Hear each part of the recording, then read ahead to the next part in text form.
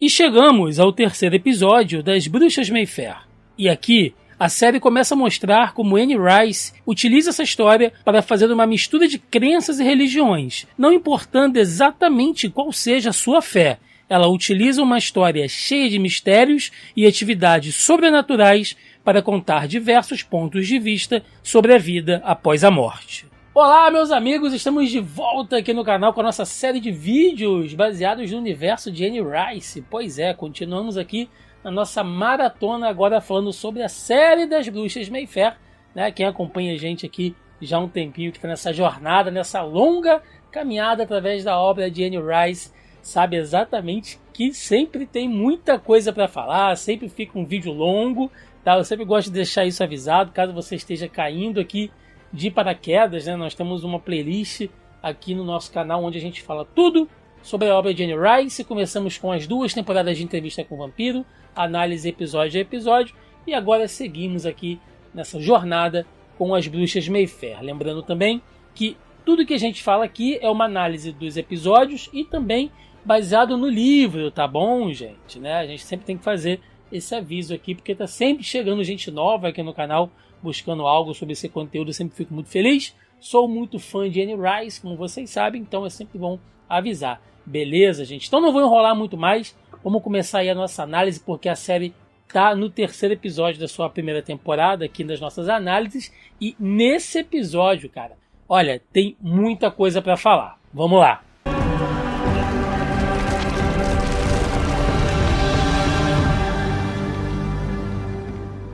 Bom, começando a nossa análise aqui sobre esse episódio especificamente, e é um episódio que, assim, assistindo só para os acontecimentos nele, talvez realmente não tenha acontecido muita coisa, tá, gente? Mas tem tanto no plano de fundo ali, principalmente quando a gente para tentar entender um pouco da mentalidade, do processo criativo da própria Anne Rice, tá? Abrindo um pequeno parênteses aqui, eu já falei sobre isso em vídeos passados, inclusive eu estou até devendo um vídeo sobre uma biografia completa, né, da própria autora, da Anne Rice, que nos deixou recentemente. Mas assim, só para relembrar, a Anne Rice ela foi nascida, né, e criada boa parte da sua vida na cidade de Nova Orleans, que é onde se passa também boa parte de suas histórias. Vamos lembrar que lá em Entrevista com o Vampiro, o Louis é de Nova Orleans, é lá que ele conhece o Lestat, é lá onde eles criam a Cláudia, e a maioria dos acontecimentos ali se desenrolam na cidade de Nova Orleans, né? As Bruxas Mayfair, por mais que seja uma história cronologicamente cheia de idas e vindas, boa parte dela também se passa em Nova Orleans. E Nova Orleans é um local, né, um estado, né, uma cidade, principalmente ali da Louisiana, que ela tem um perfil, uma configuração etnográfica própria, tá? Ela é formada com a junção de diversos povos. Você tem a cultura cajun, né, que vem ali com alguma influência francesa, alguns imigrantes acadianos da região do norte dos Estados Unidos, vindos do Canadá. Você tem muita influência também de cultura creole, com imigrantes vindos da África, escravizados, né, muitos libertos já nessa época. Você tem também a incursão vindo das colônias francesas do Haiti, do Caribe. Então tem toda essa mistura em Nova Orleans, que ao mesmo tempo é uma cidade onde você está vendo um desfile baseado em cultura voodoo, sabe? Que faz parte sim dessa identidade cultural da cidade, com os desfiles, os carnavais, as festas, os funerais, e ao mesmo tempo você dá de cara com uma igreja católica,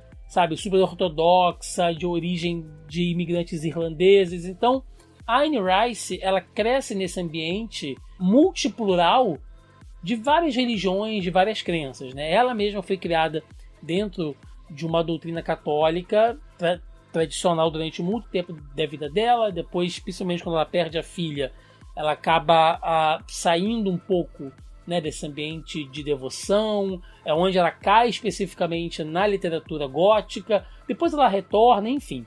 Eu estou fazendo esse longo preâmbulo aqui no início, gente, porque a história das Bruxas Mayfair, ela é uma história, sim, que fala sobre ancestralidade, que fala sobre a posição das mulheres na sociedade, tá? Como uma figura de poder, centralizadora de poder. Vamos lembrar que a família Mayfair sempre tem uma bruxa cujo papel dela é liderar o clã, né, mesmo que de maneira indireta. Ela é a sucessora do legado, que é onde vem todos os poderes e as responsabilidades e os recursos, né, da família Mayfair. Então, são sempre mulheres no poder sempre, né? A Rowan Mayfair, que é interpretada pela Alexandra Daddario, ela é a 13ª bruxa desse clã, né, dessa grande família ali. Então, é uma história que fala, sim, sobre ancestralidade, né, sobre tradições, sobre a figura das mulheres, mas também ela pega todo esse lado sobrenatural, né, que é uma mistura de muitas crenças, de muitas religiões e de muitas culturas. Tá? Então, nesse episódio, a gente já começa retornando, e isso tem acontecido ao longo dos episódios anteriores, e eu acredito que vai continuar acontecendo, de você começar com um flashback ali do ano de 1681, que é o ano onde a Suzanne, que é a primeira bruxa Mayfair, é onde ela terá contato, onde ela fará o pacto, digamos assim, com a entidade Lesher, né? E a partir dali construindo o clã e, consequentemente, a família Mayfair. Então, a gente sempre vê a origem, vamos pôr assim, né, como uma origem do clã, em 1681, na cidade fictícia de Donnelaf, que fica ao norte da Escócia, tá? Numa época ainda onde você estava ali num período de transição, né? Você sai lá do período da Idade Média e você começa já a adentrar ali numa área onde especificamente você tem ainda a adoração dos velhos cultos da região, tá? De novo, a gente está falando do extremo norte da Escócia, mas também já com uma forte colonização, tá? E presença católica ali. Nesse iniciozinho, a Suzanne, que é uma espécie de curandeira, tá? Ela está tentando cuidar da Oif, que também seria uma outra curandeira mais experiente ali do vilarejo de Donnelaf, e ela está meio perdida, né? Porque ela se sente um pouco insegura ainda se está certo o que ela vai fazer ou não. E essa curandeira mais experiente fala para ela: olha, eu sei que eu fui ferida aqui por um javali, né? Eu tô com a barriga estripada, eu sei que eu não tenho muito tempo de vida, então você me dá aí algumas ervas só para diminuir a minha dor, para que eu possa fazer uma transição. E aí elas entram meio que numa conversa sobre vida após a morte e tal, e a história para aqui, né? Essa parte de flashback para, e aí volta para o tempo presente com os acontecimentos envolvendo a Rowan, o Cip, a Carlota, enfim. Só esse comecinho, eu acredito que a gente vai ter mais oportunidade para falar sobre, né, esse passado ancestral na Escócia, mas eu acho muito interessante que vocês entendam o que está acontecendo ali, tá? O que é esse ambiente onde a Susana vive, para a gente ter uma base. Vai chegar um momento onde a gente vai falar mais a fundo sobre a personagem, tá? Mas eu acho que aqui já é um ponto interessante para vocês entenderem o que está acontecendo ali, principalmente onde ela está, né, e o que as pessoas acreditam ali naquela região. Porque isso tudo, gente, tem a ver, sim, com a origem do Lesher quando ela for contada, né? E aí a gente pode começar explicando que aquela região, né, de Donnelaf, ela é considerada as Highlands, né, as terras altas da Escócia. As Highlands são uma região histórica e montanhosa no norte-oeste da Escócia, conhecida por suas paisagens selvagens, os seus lagos profundos, também chamados de lochs, e os castelos medievais e forte cultura celta, berço da cultura gaélica escocesa, conhecida pelos clãs de Gaetés de Foles e seus tradicionais kilts. E por muito tempo, gente, essa região ela foi considerada selvagem, tá? Logicamente, se a gente for pensar aqui com essa visão ocidental, né, de civilização, durante muito tempo ela foi considerada uma região muito selvagem, uma região bárbara, até a chegada dos romanos ali. Os romanos chegam nas Highlands por volta de 79 ou 80 depois de Cristo, liderados pelo governador Júlio Agrícola, algumas décadas após a invasão inicial da Grã-Bretanha, né, ou a região da Britânia na época, em 43 d.C. Embora não tenham construído fortes e travado batalhas no norte, a ocupação romana na Escócia nunca foi permanente, com as legiões recuando para o sul, fixando a fronteira na muralha de Adriano. E é legal a gente entender isso para ter em mente essas raízes celtas, né, essas raízes bárbaras do ponto de vista romano, que eram fortes na região, tá? Porque isso tem a ver com as entidades, com os espíritos, né? e as crenças que eram praticadas nessa região, naquela época, ou um pouquinho antes do que a gente vê sendo apresentado ali com a Suzane na série. E aí a gente tem que remontar às raízes dos povos pictos, que eram um grupo de povos celtas que habitavam no norte e no leste da Escócia durante a Idade do Ferro e o início da Idade Média. Conhecidos como pessoas pintadas, eles eram guerreiros formidáveis que resistiram aos romanos e deixaram um legado de pedras esculpidas com símbolos misteriosos, antes de se fundirem com outros povos escoceses. E aqui sim, a gente está falando uma coisa ainda muito remota, tá, gente? Muito antiga. Quando a gente tem aquela introdução com a Suzane, você já tem até a presença de algumas igrejas, inclusive de uma catedral, tá, que está muito ligado com o passado da família Mayfair, já instalada ali no vilarejo, né, ou na vila, ou na cidade, no lugarejo de Dona Elaf. Só que isso só vai acontecer ali entre a virada do século V para o século VI, com a chegada dos primeiros missionários católicos nessa região da Escócia. Tá? A gente está falando de novo do extremo norte ali, norte-oeste. E isso só acontece com os missionários de São Brandon ou São Brandão, se a gente for colocar isso aqui de um ponto de vista mais traduzido, né, mais latino, que eram missionários, tá, que eram considerados, né, como devotos de um dos apóstolos da Igreja Católica Irlandesa na época. Tá, gente? Isso faz parte de algumas ramificações, tá, desse processo de evolução da própria Igreja Católica, do próprio cristianismo, né, que assim, é muito pano para manga para a gente falar aqui, mas esses missionários, né, esses devotos de São Brandão, que começam a fazer esse processo de base, né, da Igreja Católica na região, eles eram conhecidos assim de uma maneira, né, segundo os historiadores, um termo vulgar para isso seria cristianismo celta, né, ou cristianismo insular, como a maioria dos historiadores prefere dizer.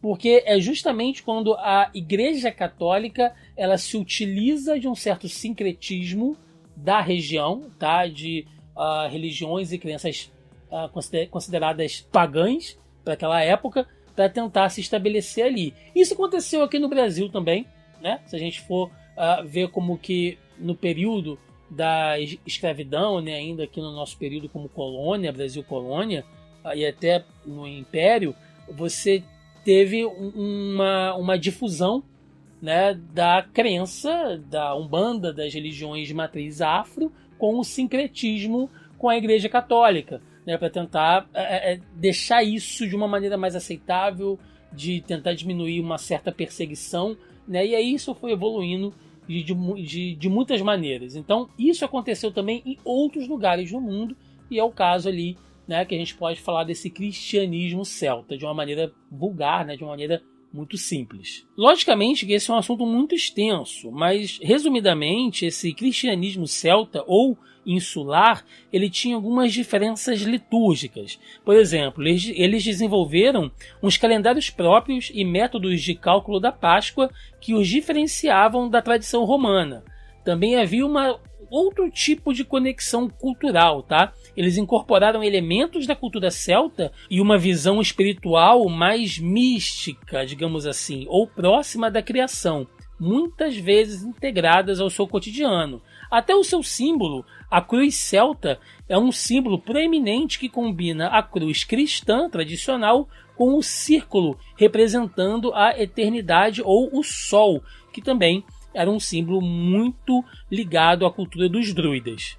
Então, vamos lá, né? A gente tem uma região completamente isolada, tá? Com povos bárbaros, que cultuavam religiões e crenças próprias, muitas vezes ligadas aos espíritos elementais ou da natureza. Aí você tem a chegada dos romanos, depois você tem a chegada dos católicos, né? E, consequentemente, logo depois, a gente tem uma forte presença ali dos reformistas, né? Já que aconteceu logo em seguida a reforma protestante, que também muda e bagunça o cenário da região. E podemos dever a isso a Henrique VIII, que foi o rei da Inglaterra ali no século VI. Ele rompe com a Igreja Católica Romana e faz com que o parlamento o declarasse chefe supremo da Igreja na Inglaterra, dando início assim à reforma protestante, já que o Papa não anulou o seu casamento com Catarina de Aragão. E assim como a Igreja Católica Romana, né, tradicional, a Igreja Protestante ela também tinha os seus difusores, né? Tinha ali os seus viajantes, aquelas pessoas que levavam para diversos locais mais das suas crenças, do seu fundamentalismo, principalmente onde já havia forte presença da Igreja Católica tradicional, né? Houveram ali alguns embates na época, porque os missionários da Igreja Protestante acabavam chegando ali e criavam um certo conflito, né? Isso alterava a balança de poder da região. E nesse caso, a gente está falando aqui das terras da Escócia, nas terras altas, nas Highlands, né? E o grande nome ali da igreja protestante é John Knox. Vale lembrar que ainda no século VI, John Knox chegou a ser capelão oficial de Eduardo I. Ele foi também um teólogo reformista e escritor escocês, que liderou a reforma protestante na Escócia. Ele foi inclusive o reformador da Igreja da Escócia e o fundador do presbiterianismo. E aí, por que tudo isso é muito importante, né, gente? De novo, só para reforçar, né? Tentar entender onde é o ambiente, esse mix de religiões e crenças da Suzane naquela época, e tudo que eu mencionei aqui não está nem diretamente ligado no livro da Hora das Bruxas, né? Que é o livro que conta aqui boa parte da história das bruxas Mayfair, e sim o que a gente vê sendo relatado no livro Lesher, né, que eu poderia estar mostrando aqui agora, mas eu vou deixar aparecendo aí no vídeo, eu esqueci de colocar aqui enquanto eu estava gravando, mas em Lesher, que é o terceiro volume dessa coleção, né, dessa série de livros baseados no universo das bruxas Mayfair, ali você tem alguns estudos que remontam a todas essas informações. Eu acho legal a gente trazer isso agora, por quê? Porque as bruxas Mayfair ela não é uma história linear, nem nos livros, tá? E nem na série. Lembrando que as duas temporadas vão unificar os livros da Hora das Bruxas. No caso, eu tenho os 2 volumes. Hoje em dia já tem um volume único, né? Mas eu ainda tenho as edições antigas que estão divididas em 2 volumes. E aí nós temos o livro que conta a história do Lesher. E depois nós temos Tautos, né? Que são 4 livros ou 3 livros na coleção atual, né? Todas essas histórias estão compiladas nessas 2 temporadas. Portanto, não é uma coisa linear. Eu tenho que ir e vir na história o tempo todo para fazer com que vocês entendam, tá? E peguem todas as referências sem a gente perder nada. Agora sim, voltamos ao tempo presente dentro da cronologia e a história, né, continua ali com o choque da Rowan, que finalmente quando encontra sua mãe, a vê morta dentro do elevador, degolada ali, sem entender muito bem o que está acontecendo, está em choque, né? Tanto tempo que ela esperou para conhecer a mãe finalmente e acaba naquela situação. Pois bem, eis que Carlota, né, sua tia-avó, a recebe ali de braços abertos, tenta trazer ela para dentro da casa, né, tentar acolher ela. Isso no livro é totalmente diferente, tá? Carlota do livro, gente, é uma megera. Assim, ela não quer ter contato com a Rowan de jeito nenhum, porque, né, acho que ficou bem claro ao longo do episódio, é que a Carlota, diferente do Cortland, né, que aí a gente pode colocar aqui os dois como num embate, já que na série eles são irmãos, né, a Carlota e o Cortland na série são irmãos, e no livro não é bem assim, tá? Carlota, ela é filha de Mary Beth, que foi uma das bruxas Mayfair, e o Cortland, ele vem da linhagem de Julian, né? Julian também, que foi uma bruxa, tá? A gente vai contar a história de Julian aqui em algum momento, tá? Mas ele foi talvez a única bruxa homem, né? Lembrando que bruxa é o termo que se diz aqui a essas pessoas que têm poderes sobrenaturais ligados a essas entidades, tá, gente? não é necessariamente uma questão de gênero. Julian, ele é uma bruxa homem que não chefiou o clã, mas poderia ter sido, já que o nível de poder dele era muito grande. Então tem os descendentes ligados a ele diretamente, que também tem muito poder, que é o caso do Cortland. Isso no livro. Na série eles unificaram ali para dar uma simplificada, porque não daria para contar as divisões e as reviravoltas genealógicas dessa família, gente. Lembrando também que a família Mayfair, ela é considerada, né, ali um núcleo familiar, né, uma troca entre eles ali de primos casando com primos, tios com sobrinhas, enfim, tá? É uma coisa ali muito única. Então é difícil às vezes a gente tentar explicar quem é filho de quem, porque ao mesmo tempo essa pessoa pode ser filha de um, sobrinha do outro, neto do outro. Então é uma mistura. A série está tentando dar essa simplificada. O Cortland faz parte do ramo da família que quer que a coisa das bruxas continue, né? Que a Rowan, no caso, assuma o lugar da mãe dela. A Carlota não. A Carlota quer dar um fim nisso, ela enxerga o Lester como uma maldição, ela não quer que essa coisa se perpetue, né? E portanto ela vai tentar afastar a Rowan de toda forma. Ela começa fazendo isso de uma maneira amigável, mas no livro ela é agressiva, sabe? Ela é fria o tempo todo. E aí algumas curiosidades aqui, né? Se a gente for pensar, porque a Carlota ela é realmente uma pessoa muito velha, tá? E isso é algo próprio da família Mayfair, porque a Carlota, por mais que ela renegue isso, né, fica uma curiosidade aqui, a Carlota deveria ter sido uma bruxa, tá? Que acabou não acontecendo. Isso passa para sua irmã, tá? A Stella. Também contaremos a história da Stella em algum futuro, mas na verdade a primogênita de Mary Beth é a Carlota, mas a Carlota nunca quis seguir. Desde cedo ela viu Lester como uma maldição, ela teve uma criação religiosa forte, ela nunca quis saber dessa coisa de bruxa, de misticismo, nada. Tá? Então pula ela e vai direto para sua irmã. Tá? Mas a Carlota também tem poder, apesar dela não usar.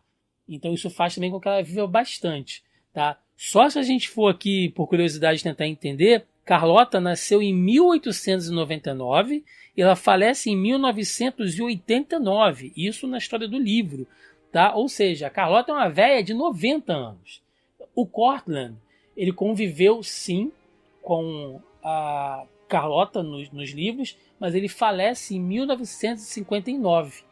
Tá? Boa parte do que a gente vê sendo contado no livro conta cronologicamente durante os anos 80, tá, gente? Final dos anos 80 e início dos anos 90. A série não, a série se passa nos dias atuais. Mas Cortland e Carlota nunca tiveram exatamente esses embates, tá? Isso foi mais tarde com Ryan, que seria, sim, né, um dos descendentes do próprio Cortland, e aí esse sim teria ali um período de vida mais próximo com a Carlota. Mas uma coisa que a série está fazendo muito é unificar, gente, vários personagens em um único, tá? Quem lê o livro, quem se recorda da história, o Cortland aqui, ele é um pouco de Cortland, ele é um pouco de Ryan Mayfair, ele é um pouco de Percy Mayfair. Eles juntam vários personagens com essa pegada ali da linhagem do Julian e colocam tudo na figura do Cortland, tá? As próprias irmãs e sobrinhas, né, ali da Carlota também tiveram uma condensada. Você vê que a Carlota mora ali com a Millie, né, que elas estão juntas ali em algum momento, inclusive tramando de colocar a empregada da casa com o colar do Lester, né, para tentar enganar ele, enfim. E a Millie, no caso, ela é sim, tá, uma das irmãs da Carlota, mas existem outras, né, que não são mostradas aqui. É a Millie, é a Belly, é a Nancy, tá? Eu sei que para você que está assistindo só a série, isso não faz realmente a menor diferença, tá bom, gente? Mas eu tenho que deixar isso aqui claro, tá? Para que vocês saibam que a história ela está condensando vários personagens em um, tá? Eu sei que quem lê o livro, né? A gente que lê o livro, que acompanha, às vezes fica com um pouquinho mais de preciosismo, né? Não gosta de ver esse tipo de adaptação, né? De livre adaptação, mas a gente tem que sempre que entender, eu sempre faço questão de dizer isso, tá? Que certas mudanças são importantes, porque série é série, livro é livro, filme é filme, são universos diferentes, narrativas diferentes, tempos diferentes para contar uma história, então às vezes sim precisa tomar alguns atalhos. E falando em junção de personagens, e agora sim, tá? Quem tá acompanhando a gente aqui já me ouviu falar sobre isso, eu sei que tá chato, mas eu vou continuar falando, gente.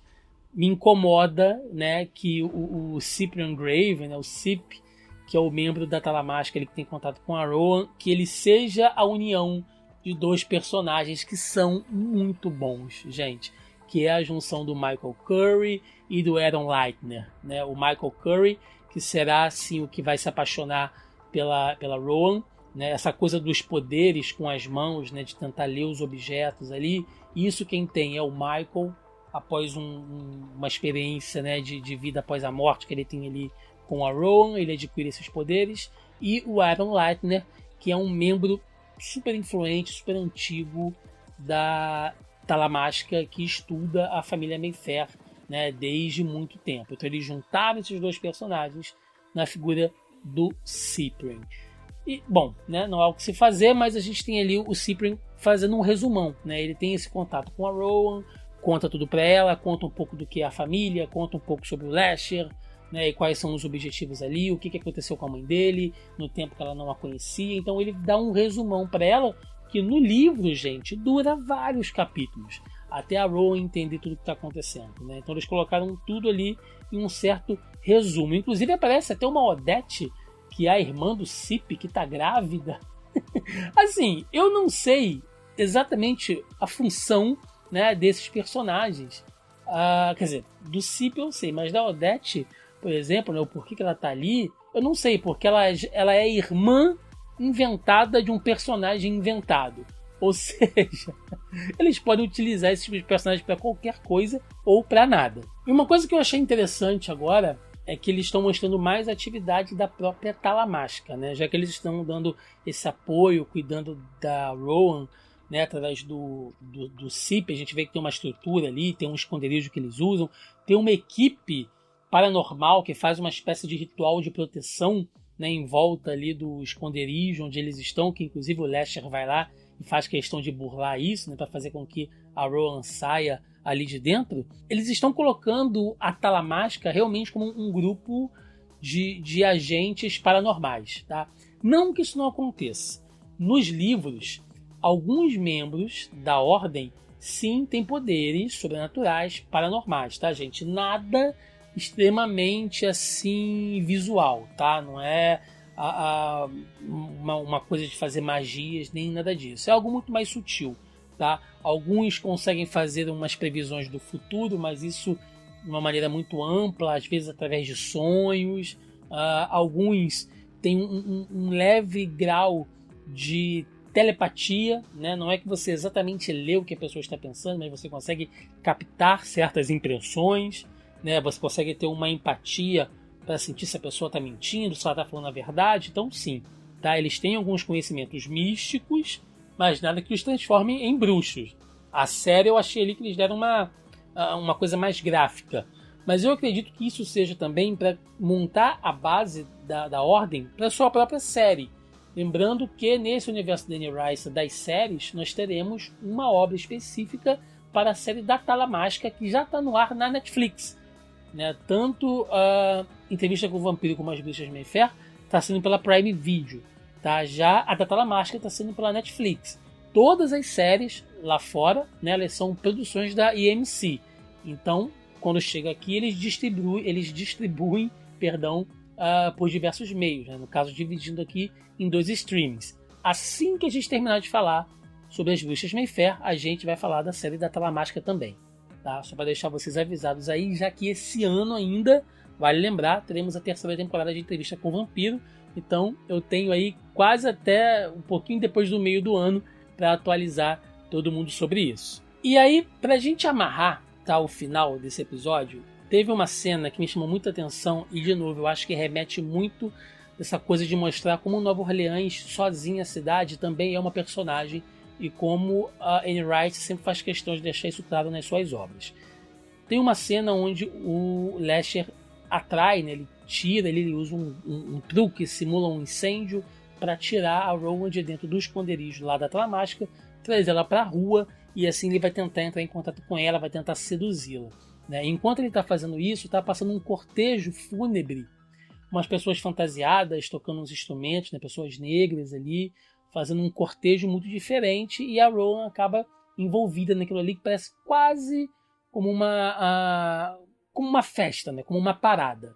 E isso é muito da identidade cultural e espiritual de Nova Orleans, tá? E se a série está mostrando isso, eu acho que é legal da gente saber um pouco mais. Vocês lembram que eu falei aqui no início do nosso vídeo que Nova Orleans, né, foi fundada ali com as tradições de muitas culturas, dos cajuns e dos creole, principalmente. A cultura creole, ou crioula, na tradução, é muito rica em Nova Orleans pela sua fusão de heranças africanas, francesas, espanholas e nativas americanas. Tá? Tudo isso foi se misturando e se desenvolvendo a partir ainda do século XVIII, o que inclusive explica muito dessa identidade cultural de Nova Orleans com o voodoo.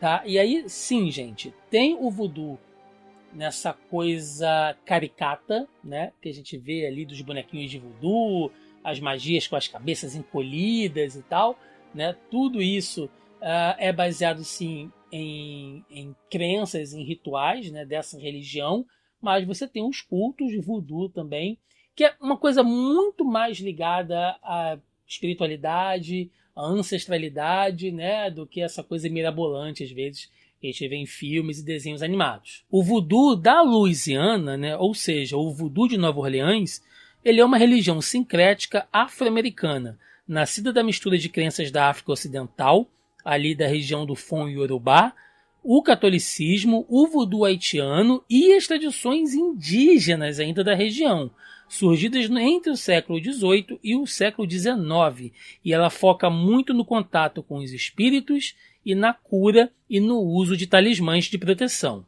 O voodoo foi fundado por Marie Laveau, que foi uma renomada cultista e a mais influente praticante de voodoo em Nova Orleans ainda no século XIX, conhecida como a Rainha do Voodoo. Ela foi uma mulher livre, de ascendência mista, atuou como cabeleireira, curandeira e parteira, ganhando imenso poder e respeito na comunidade de Nova Orleans. Então, sim, né, o voodoo ele tem essa coisa ainda, né, dele ser cultuado, mas também tem muito dessa coisa cultural, quase como, às vezes, alguns eventos e pontos turísticos em Nova Orleans.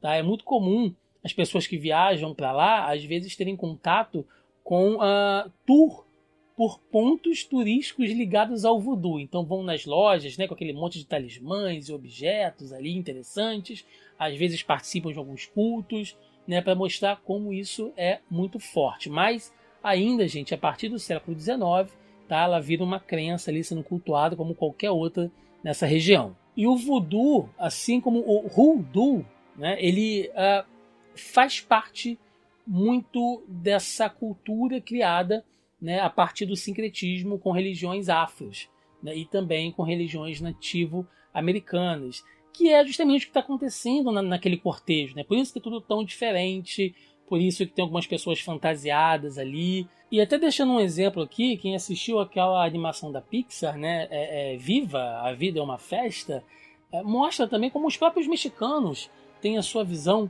né, desse tipo de tradição, fazendo os seus rituais, né, as suas celebrações de vida após a morte, de funerais, de maneira até mais festiva. Tem a coisa do Dia de Todos os Santos, o uso das fantasias para você espantar os maus espíritos, deixar as oferendas ali para os seus ancestrais, nas visitas que eles fazem à terra de tempo em tempo, né, passando de um plano para o outro. Isso depende da fé de cada pessoa, né? A gente está aqui só trazendo as referências, não estou, né, quem sou eu para julgar ou não a fé de alguém. Estou só dando aqui algumas informações para a gente tentar entender também aquele contexto onde a Rowan está, né, e até como o Lester se aproveita da força mística, né, dessa manifestação mágica que está acontecendo ali naquele momento, para poder se manifestar, tá? Porque ali também tem um pouco dessa coisa da cultura voodoo que a gente falou, mas também da cultura hoodoo, que é algo ainda também diferente. O Hoodoo é um conjunto de tradições espirituais, mágicas e folclóricas afro-americanas que se desenvolveu no sul dos Estados Unidos a partir de meados do século XIX. Ele é fruto do sincretismo de crenças da África Ocidental e Central, além de conhecimentos botânicos indígenas americanos e elementos do folclore europeu. Diferente do Voodoo, que é uma religião organizada com sacerdócio, Hoodoo não é uma religião, mas sim um sistema mágico, mais como um modo de fazer prático e empírico, do que frequentemente caminha junto com a fé cristã. Se a gente fosse pensar aqui no Brasil, gente, o Hoodoo me lembra muito, assim, fazendo uma comparação muito livre, tá, gente, muito tosca, com as rezadeiras que existiam antigamente. Tá? Talvez, não sei quando você é nascido, que está vendo esse vídeo, ou de que região do Brasil você venha, mas pessoas do interior, né, que nasceram e cresceram no interior, como é o meu caso, era muito comum essa cultura das rezadeiras, tá? Que não era nenhuma coisa voltada para Umbanda, nem para o Espiritismo, nem para a Igreja Católica. Você ia na casa dessas pessoas, geralmente mulheres, né? Então você tinha lá uma estátua de Nossa Senhora, você tinha uma estátua de um orixá, e aí ao mesmo tempo que ela estava rezando um Pai Nosso, daqui a pouco ela estava te dando um banho de ervas. Então é essa mistura, nessa riqueza cultural, às vezes, que a gente tem sendo formada sem muita explicação, né? Às vezes parece que as coisas sempre foram assim, é passada, né, de mãe para filha, de avó para neto, e isso vai se perpetuando através do tempo, né? Então, só dando uma pequena comparação de como isso é aqui no Brasil, eu imagino que todos os lugares tenham algo nesse sentido, né? Principalmente ligado aí a coisas mais tradicionais, né, de lugares mais interioranos. Né, que aqui nesse caso a gente está falando da região de Nova Orleans. E aquela celebração que a Rowan está vendo é um Jazz Funeral. Jazz Funeral em Nova Orleans são cortejos fúnebres tradicionais enraizados nessa cultura afro-americana e crioula, que misturam luto e celebração. As bandas tocam hinos tristes até o cemitério, e após o sepultamento eles tocam músicas alegres e dançantes para celebrar a vida do falecido. Então, gente, para finalizar esse vídeo, percebam, a gente vai falar muito sobre essa coisa de vida após a morte, sobre espíritos, sabe, sobre o contato com o mundo dos mortos, essa coisa entre o plano dos vivos e o além. Tudo isso é um tema ligado nas séries das Bruxas de Mayfair. Então, percebam como a gente começou falando aqui de Igreja Católica, a gente começou falando aqui sobre os Pictos, a gente começou falando sobre romanos e cultura pagã, cultura celta, como tudo isso tem as suas visões, né, até ser conectado com essa coisa das raízes afros, crioulas que a gente tem em Nova Orleans. E é um mix, cara, de coisa que vai acontecendo dentro desse universo. Às vezes, né, é muito simples, você só tá assistindo a série e deixa as coisas passarem e tá tudo certo, né? Porque, afinal de contas, o meu papel aqui, a minha função aqui é trazer essas informações e essas referências, mas assim como a gente fez na série de entrevista com o Vampiro, é mostrar que as coisas não estão ali por estar, né? Uma coisa que foi muito dita pela Anne Rice ainda em vida, né, quando saiu esse contrato da AMC para produzir em cima das obras dela, é que ela queria que essa coisa cultural fosse levada mais a sério, né? Que, ok, você vai fazer séries ali com vampiros, bruxas, né? Tem toda aquela coisa pirotécnica, os efeitos especiais, as lutas, tá tudo certo, isso faz parte, tá? Mas que não fosse algo vazio, ela não queria que fosse. Então eu acho que a gente tem que honrar também, né, um pouco da intenção da própria autora para que isso seja dito. Tá bom, gente? Espero que vocês tenham gostado, tá? É um tipo de vídeo que a gente tem que fazer uma pesquisa imensa aqui. Eu quero deixar também um disclaimer aqui, tá? Eu não sou historiador, gente, apesar de ser um grande entusiasta da história, eu não sou historiador, eu não sou teólogo, tá? Não estudo religiões, nem nada disso. Me interesso por curiosidade, né? Procuro estudar, aprender bastante, procuro ouvir pessoas que saibam mais sobre isso e pegar fontes ali que sejam mais confiáveis também, pra gente tentar entender, tá bom? Então, assim, caso eu tenha falado aqui alguma besteira ou alguma informação que possa ser melhor complementada, né? Caso alguém queira fazer essa correção ou complementar isso nos comentários, gente, fica à vontade, tá bom? Humildemente, eu sei aqui também, né, qual é o meu limite. Eu não tenho a pretensão nenhuma, né, de fazer palestra aqui, falar sobre história e religião para ninguém, tá? Aqui a gente fala de cultura pop, a gente fala de filmes, a gente fala de séries, mas quando, né, já que a nossa proposta é trazer essas referências históricas e culturais, né, então a gente tenta mesclar um pouquinho disso. Caso eu tenha falado alguma bobagem, aqui, alguma besteira, eu peço desculpas, né, e deixo espaço aí nos comentários, caso alguém queira complementar ou corrigir alguma coisa, como sempre, respeitosamente, tá bom? É isso, eu agradeço demais, espero que vocês tenham gostado. Deixe o seu like ou dislike também, caso você não tenha gostado. Se gostou, se inscreve no canal, que nos ajuda demais, aqui nos incentiva. Manda esse vídeo, recomenda aqui a nossa série das Bruxas de Mayfair, nossa série de vídeos sobre entrevista com o vampiro, para aquele seu amigo que curte também o universo da Anne Rice, né? Sempre tem gente nova chegando aqui através disso, tá bom? Deixe nos comentários a sua opinião e semana que vem estaremos aqui com mais um novo vídeo, agora episódio 4, que vai estar pegando fogo também. É isso, eu vou ficando por aqui, até a próxima, valeu!